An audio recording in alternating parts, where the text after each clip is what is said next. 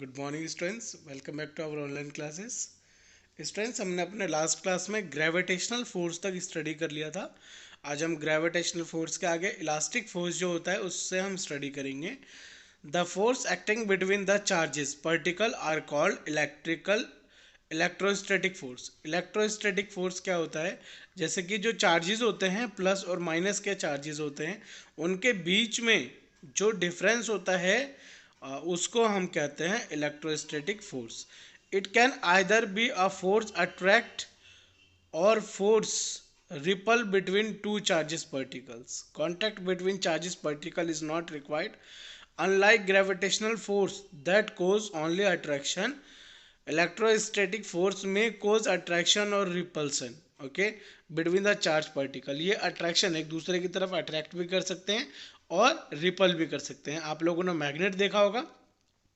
Magnet को हम जब क्या करते हैं, मैग्नेट को जब हम चिपकाते हैं तो वो क्या होता है, वो एक ऐसा साइड होता है जिससे वो चिपक जाता है, और दूसरे तरफ से उसको हम चिपकाएंगे तो वो क्या होगा, वो चिपकेगा नहीं।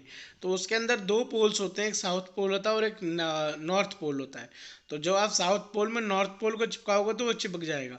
जब आप साउथ पोल को चिपकाओगे तो वो रिपल करेगा। रिपल मतलब वो धक्का देगा एक दूसरे को। तो यही है इलेक्ट्रोस्टैटिक फोर्स।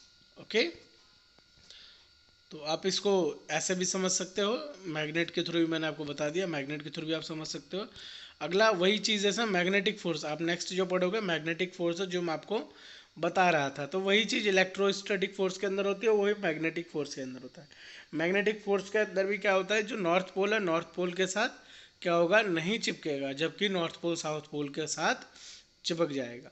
ओके, तो ये एक दूसरे को इस तरीके से अट्रैक्ट करेंगे। आपके पास मैग्नेट हो तो you can do this. Okay, next आता है फ्रिक्शन।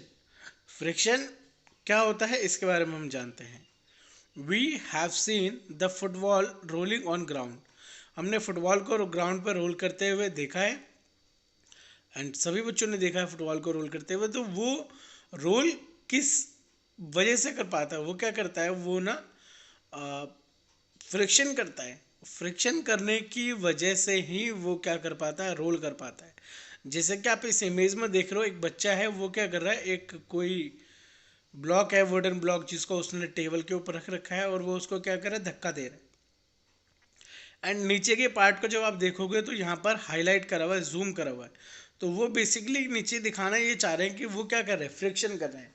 फ्रिक्शन मतलब वो चीज़ घिस रही है उस चीज़ के साथ। जब तक कोई भी चीज़ फ्रिक्शन नहीं करेगी तो वो चीज़ क्या नहीं हो पाएगी, वो मूवेबल नहीं हो पाएगी। जैसे कि साइकिल चलती है, तो साइकिल का टायर क्या करता है, ग्राउंड के साथ में मिलकर फ्रिक्शन करता है, और उसी की वजह से वो चीज़ मूविंग हो पाती है। ऐसे ही सारी चीज़ें क्या करती है, मूव करती है। जिसमें ज़्यादा फ्रिक्शन होगा वो ज़्यादा मूव करेगा, जिसमें कम फ्रिक्शन होगा वो कम मूव करेगा। ओके, हम स्मूथ सरफेस पे ज़्यादा तेज साइकिल नहीं चला सकते हैं। इसीलिए जो रोड वगैरह होता है उसमें वो कैसा होता है, फ्रिक्शनेबल होता है। ओके, तो फ्रिक्शनेबल होता है इसलिए वो चीज़ें चल पाती है। Now we will study about the type of frictions. Type of frictions में there are mainly into two categories के अंदर डिवाइड करा जाता है। स्टैटिक फ्रिक्शन होता है और काइनेटिक फ्रिक्शन होता है। स्टैटिक फ्रिक्शन कौन से फ्रिक्शन होते हैं? The friction acting between two surfaces in contact when there are no relative motion between them is called static friction. Okay, kinetic friction कौन से फ्रैक्शन होते हैं? The frictional force acting between two surfaces when there is relative motion between them is called kinetic friction. Okay, जैसे कि rolling friction भी इसको हम कहते हैं, स्लाइडिंग फ्रिक्शन भी कहते हैं।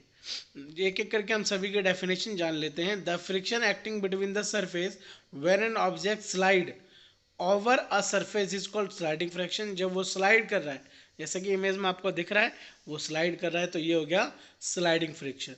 रोलिंग फ्रिक्शन, उसके नीचे कोई भी रोलर लगा हुआ है जो उसको हेल्प कर रहा है रोलिंग करने में, तो वो हो जाएगा हमारा रोलिंग फ्रिक्शन। ओके, अब इसके एडवांटेज क्या होते हैं, advantage and disadvantage of friction. Have you ever able to walk on the floor, can you walk easily on icy road. जब क्या होगा, आप फ्लोर पे तो चले हैं, लेकिन उस पर चलना क्या होता है, बहुत ज़्यादा आसान होता है। जब हम एक आईसी बर्फ वाले रोड पर चलेंगे तो क्या उस पर चलना इजी होगा? नहीं, बिकॉज जो आईसी रोड होगा वो क्या होगा, बहुत ज़्यादा स्मूथ होगा। आप लोगों ने देखा होगा जो फ्लोर होता है, जब हम क्या करेंगे एक टाइल वाले, बिल्कुल जो टाइल लगा हो जहाँ पर, वहाँ पर बिल्कुल स्मूथ और वहाँ का सरफेस हो, वहाँ पर हम चलेंगे तो हमें चलने में दिक्कत होगी, है ना। जबकि रोड पर जब हम चलते हैं तो वहाँ पर चलने में हमें दिक्कत नहीं होती है, डिफ़िकल्टी नहीं होती है। तो ये एडवांटेजेस हैं फ्रिक्शन के, और डिसएडवांटेजेस भी हैं फ्रिक्शन के। We are able to hold object in our hand because of the friction. हम किसी भी चीज़ को अपने हाथ में पकड़ पाते हैं, किसकी वजह से? फ्रिक्शन की वजह से। आपने देखा होगा जिस चीज़ में फ्रिक्शन होगा उस चीज़ को हम सही से पकड़ पाएंगे, हैंडल कर पाएंगे, और जिस चीज़ के अंदर फ्रिक्शन नहीं होगा उस चीज़ को हम सही से हैंडल नहीं कर पाते हैं। फ्रिक्शन की वजह से ही व्हीकल्स वगैरह जो है वो चल पाते हैं, और फ्रिक्शन की वजह से ही बहुत सारी चीज़ें हो पाती है, एवल हो पाती है। Now method to minimise the friction. Friction को कम करने के लिए, मिनिमाइज करने के लिए क्या क्या मेथड होते हैं, तो उसको हम क्या कर सकते हैं? Friction can be reduce by making two surface in contact smooth. जब हम दोनों को स्मूथ कर देंगे तो उसके अंदर क्या हो जाएगा, जो फ्रिक्शन है वो कम हो जाएगा। जैसे कि व्हीकल्स वगैरह में लुब्रिकेंट जो ऑयल होता है उसका यूज़ करा जाता है फ्रिक्शन को डिक्रीज करने के लिए, ठीक है। और बैरिंग्स वगैरह देखिए आपने, बैरिंग्स वगैरह में फ्रिक्शन को कम करने के लिए किसका यूज़ करा जाता है? ग्रीस का यूज़ करा जाता है बॉल बैरिंग्स वगैरह में। उसमें हम एक लिक्विड होता है ग्रीस, जिसको हम डालते हैं तो उसका फ्रिक्शन जो होता है वो क्या हो जाता है, कम हो जाता है। Understood? Okay. Friction cause due to air can be reduce by making in object vehicle in the desire streaming shape the body. अब देख आपने जो व्हीकल्स हैं, गाड़ियां हैं, गाड़ियों को देखा होगा, गाड़ियों को आगे से क्या करते हैं, पतला करते हैं। वो पतला इसलिए करते हैं ताकि वो एयर के अंदर क्या कर पाए, स्मूथली चल पाए, ठीक है।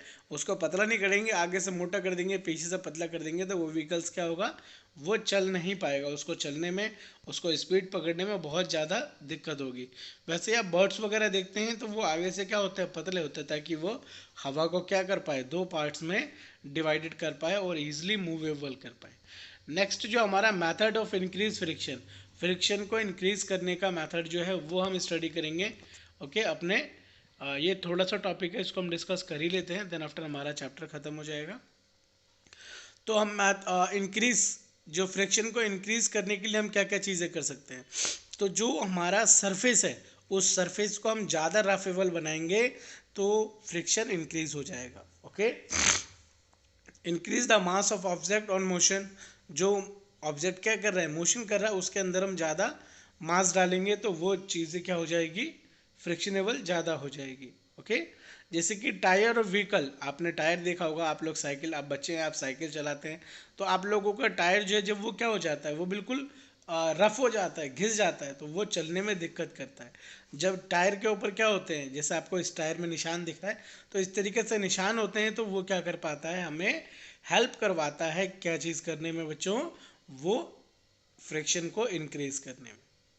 ओके, तो ऐसे ही और भी टॉपिक्स, और भी चीज़ें हैं जो फ्रिक्शन को हम इंक्रीज कर सकते हैं, तो आप इसको स्टडी कर लीजिएगा।